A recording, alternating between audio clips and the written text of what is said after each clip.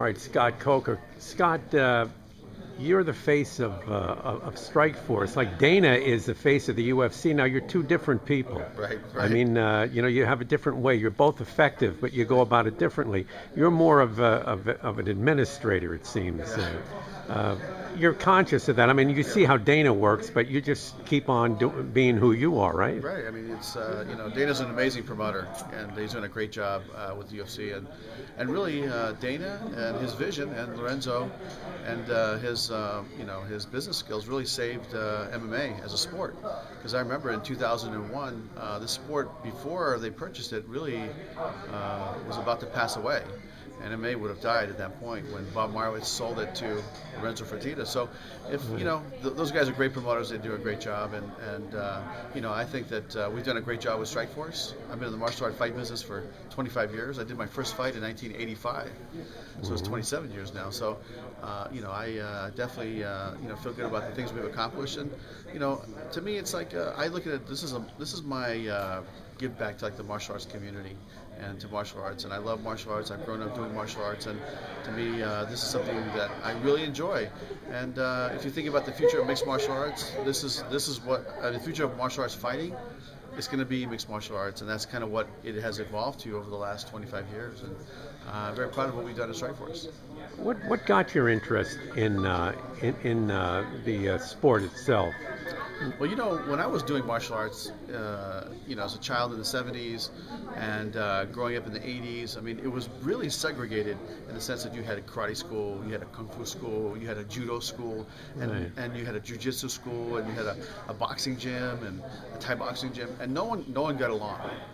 It was very a fragmented community, and over the last 25, let's say last since 2003. The Ultimate Fighter has proved that you need to have all the styles of martial arts to become an effective fighter.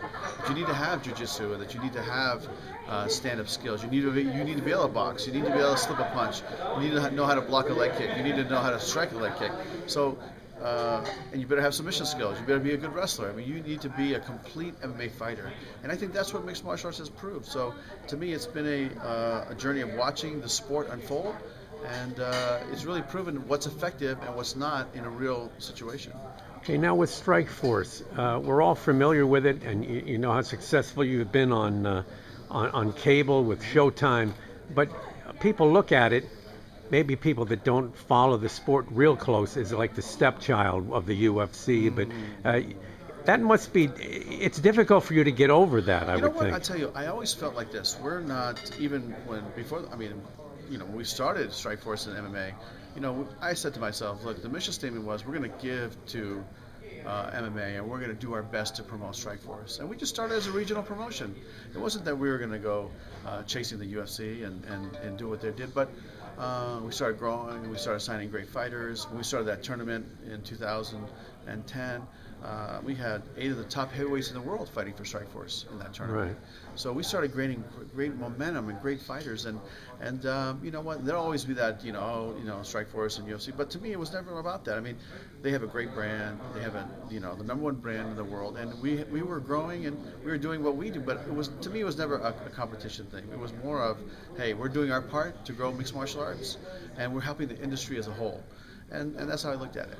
Okay, and finally, we can rest assured, I feel that Strikeforce is going to be around for a while yet, because you got the contract with Showtime, and you have more fights on the horizon, right? That's We right. can expect to see more from you. Yes. Yes. I mean, we have a great television relationship with Showtime. I think we provided great fights for them, great TV ratings for them, and you know how it works. As long as you're keeping the network happy, you're going to have a deal.